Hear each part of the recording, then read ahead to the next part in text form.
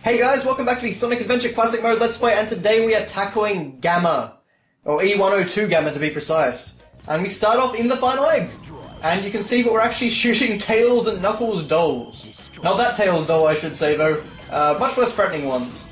I really do love this concept to start off. So, with Gamma, you're basically playing as one of Eggman's robots. You're playing as one of the villains.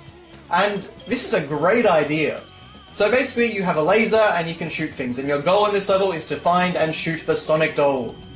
And you see we actually blow his arms and legs off before blowing his head off, which is a little bit morbid, but I guess shows you something about Eggman's psyche.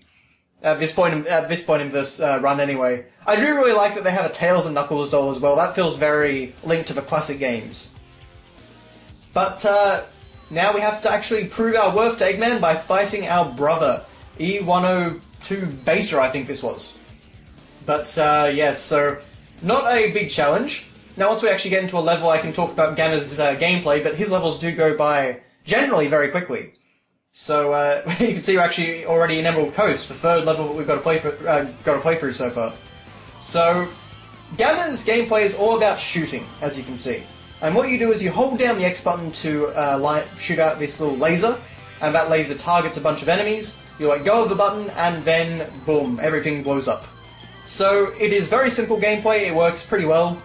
It's not super fun, in all honesty, but I do think that it's not bad at all. It's certainly not a problematic gameplay style. It's not annoying, and it's fun enough, I would say. But, yeah, basically the goal of Gamma's gameplay is he betrays Eggman. And we're actually not quite there yet, technically. This is when we're actually going to find Froggy! Yes, again! So for some reason we find Froggy in a little ball for some reason, and Coconuts is throwing bombs at us, which thankfully don't affect us in our victory stance. But yes, we found Froggy, Dr. Eggman. And what happens after that is that E102 Gamma, thanks to the help of Amy, secedes from Eggman and decides to go on a bit of a killing spree by hunting down the rest of Eggman's robots, specifically his brothers, or the other E102 series, and killing them, which in turn releases their entrapped animal. So, usually a Flicky, I think. But there are actually some cool plot twists at the end of Gamma's story and things like that. The concept for Gamma's story is really good. The idea that you're actually playing as one of Eggman's robots, playing as a villain, and more than that though, playing as a robot who has an animal trapped inside. The animal is their battery. And that actually opens up some really interesting moral questions about, you know, like Gamma decides that, alright, then I'll kill all the robots to save the animals and stuff like that. And there are interesting concepts in the storyline, certainly, and, you know, the ending is certainly a little bit darker than some of the other well, what you'd expect in a Sonic game anyway. But, yeah, Gamma's definitely an interesting idea. I do like the concept here, I just wish they could execute it better, because it's still the same, same Sonic Team, Sonic Adventure execution and cutscenes, so... The other big problem with Gamma's story mode is that the bosses are pathetic, as you can see here. So that is two bosses killed the exact same way, and killed effortlessly. But, yeah, again, I hope the animal's okay after that giant explosion. Yep, apparently it is. So, there you go. Don't know how that works, but, you kind of look at that and think, well, maybe Eggman's trying to, you know, prevent the animal from escaping by destroying them in this giant explosion or something, but nope. So, as you can see by the emblems, I haven't really played Gamma's stages that many times.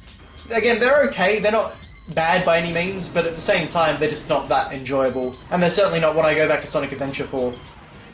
The other big difference with Gamma, actually, I should point out, is rather than having a timer going up, you have a timer ticking down. And that can actually get a little bit tricky in some of the later levels, Hot Shelter, which we're going to revisit later. But basically what happens is that every enemy you kill gets you some more seconds, and so you are trying to get the best time while also fighting against the timer. Which I don't think is a bad concept at all. There are times where it can... Well, in Hot Shelter it does get a bit annoying, because you really don't have... It can be really tricky to manage the time mechanic. But at the same time, you know, even if you die, there's always plenty of checkpoints, and you're never going back far, so it's never a big issue either. So I think it's a good idea as a mechanic. And certainly, actually, it'd be interesting to see a series of Sonic levels in a future game which reuse this sort of concept as like a challenge mode or something. You've got to beat a level or fulfill a certain objective in a certain amount of time. But, I guess in fairness that's what rankings do anyway. But you can see that Red Mountain for Gamma is actually a little bit different. We even get to go into this cool mineshaft area. I really do like all this, actually. I like how they changed this level up for Gamma. And it is nice to go to Red Mountain again, the interior part. Of course, naturally Gamma and Sonic are the only two that ever go in here. But, yeah, there's really not much to Gamma in all honesty. He is very simple, very straightforward, and, his gameplay... I actually like how you couldn't target the enemy until we had the cutscene there. So, E104 Gamma. Actually, there is a fun fact with Gamma, is that his model, or at least a very similar model anyway, is used as an enemy graphic in Sonic Adventure 2. So apparently Dr. Eggman actually decided to continue this production line of robots and, use them as a few enemies to guard his Egyptian hidden base in Sonic Adventure 2. So that was just a nice little callback.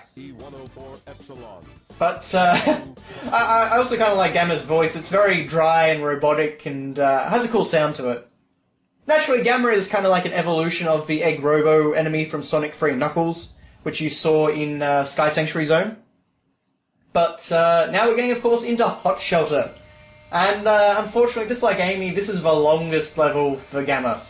And it is a reasonably tedious one overall. It's got some cool set pieces and mechanics, and we're going to get to one of those not too far from now, I don't think.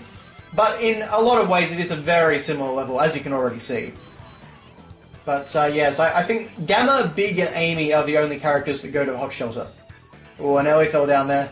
The other thing you've got to remember with Gamma is that his model size is much bigger, and his collision is a little bit tricky to work with in some cases. Not bad by any means, but certainly he does not play nearly as smoothly as Sonic, in my opinion.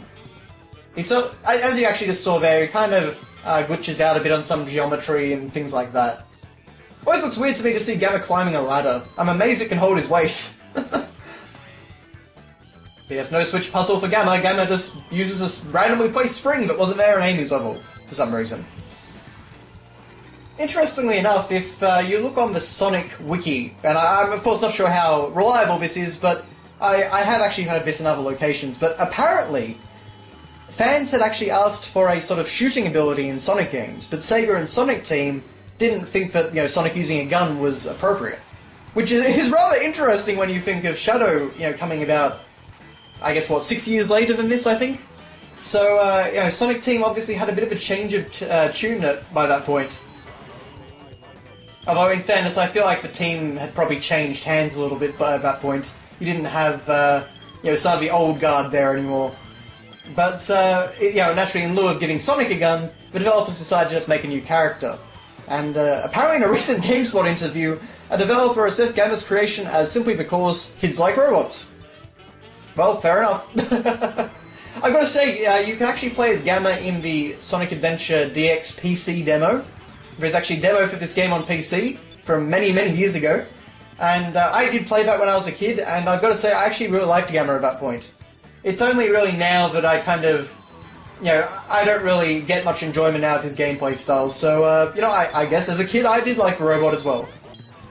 But, naturally this style of gameplay was actually used again in Sonic Adventure 2, and it was used for Tails and Eggman's levels. And, kudos to that game for actually giving them proper, unique levels. But at the same time, I feel like there was some mistakes made in those levels as well. I'm not a huge fan of the Mechanized Walker levels in Sonic Adventure 2, particularly for Tails. Eggman has some really good ones, but, Tails get a little bit annoying. I also do like that in this game, using the laser sight to target enemies does not make an annoying sound all the time. Or at least it's certainly not a particularly annoying sound, it's much lower than, Tails and Eggman's one is in Sonic Adventure 2, that can get really annoying. But now we actually get to a cool set piece in Hot Shelter that Amy did not have. This is actually a train sequence, and you've got to jump between the different train cars to try and take out enemies and stay alive. You can see that my timer is actually running really low. And you can actually jump off the rails, they're not instant kills, so that's a nice little addition. So you just gotta wait for the appropriate time and try and keep an eye on the cars beside you just so you don't get ambushed by enemies, and try and keep your time up. As you can see, I'm getting very low on time. This is going to be really close. But thankfully there's several robots here to give me a few extra seconds. A few coconuts there. But I do really like this set piece, actually. I think this is a really cool mechanic, and actually it's a shame that Sonic doesn't get something like this, because I think the idea of Sonic jumping between train cars and running really fast on the rails is a really cool idea. You know, Radical Train had a very slow-moving train in Sonic 06, but you know, I think this is a little bit more interesting, potentially. So you have to stop the train, and then, oh, I've got 4 seconds, but I destroyed a few more enemies. 2 seconds, 5 seconds, 4 seconds. So yeah, Hot Shelter gets really down to the wire. You can shoot all the ring capsules to try and get some extra lives. Shoot all the coconuts down here. Oh, I'm actually at 0 seconds, but I'm just keeping ahead of the timer. Oh, that was close. And I just get the checkpoints. And I just get the cutscene for the boss. Notice there the Dreamcast in E105 there. You can see that actually part of his texture is made up of Dreamcast, so that's kind of cool. But yeah, I didn't quite make it, but thankfully I just got the checkpoint, so we just respawn there, have plenty of extra time, and we can easily take out this boss. So yeah, he's a little bit different and a little bit more interesting than the others. I do really like his design, but at the same time, you know, really no difficulty again. But he is actually not the last boss. I always mistakenly think that he is actually the final fight, but no. So, only the head actually blows up, so I guess that one animal was powering that entire giant robot. No idea how animal power really works in the Sonic universe, but anyway. But yes, now we have our final boss. And it is E101 again. And this is actually, well, E101 Mark II, I should say. And this is the boss we fought at the very beginning of the playthrough, to test out metal for Dr. Eggman. And you see, he has gotten a serious upgrade. And actually, I do really like this boss as well. This is the same location as Amy's battle with Zero, but a pretty decent boss battle. This actually uses the shooting mechanic. You know, it's not just an instant win button. You can actually block attacks. You've got to kind of maneuver around him. You've got to take down his missiles. And he does have one also very interesting attack that we'll see very shortly. He's also one of the rare bosses that takes 4 hits rather than 3. So, makes the battle a little bit longer. Which is appropriate for a final boss. But, yeah, unfortunately he does get in the habit of just spamming missiles. But yes, this is the other attack, but I think it's really cool. So he kind of does a bit of a, like Zero Suit Samus's Final Smash, or Solid Snake's Final Smash, where he kind of goes outside of a level and shoots at you from afar with this giant laser. And he actually does get an enhancement to his abilities. You can see that he's now putting out more missiles than he was. And just in a moment, we'll see that he's actually got a few more powerful lasers than he had before. So he goes faster now, and he shoots multiple ones. So I do really like that. It's one of the few boss battles that kind of ramps up in difficulty the more you damage him. So yeah, Sonic Adventure does have a few good boss battles, not a ton, but I definitely do think this is a cool one anyway, and I do really like the design of the 101 Mark II. But that is all there is. And what we actually find out in the ending, because naturally I'm not playing the story mode, is that Gamma was actually naturally he has a robot inside of him as well, and he was actually he was actually a girl for one thing. He was a mother bird to the Flicky that Amy was protecting. So yeah, there you go. Nice little quick plot twist there, but thank you very much for watching, guys, and I'll see you next time for the final part of Sonic Adventure Classic Mode.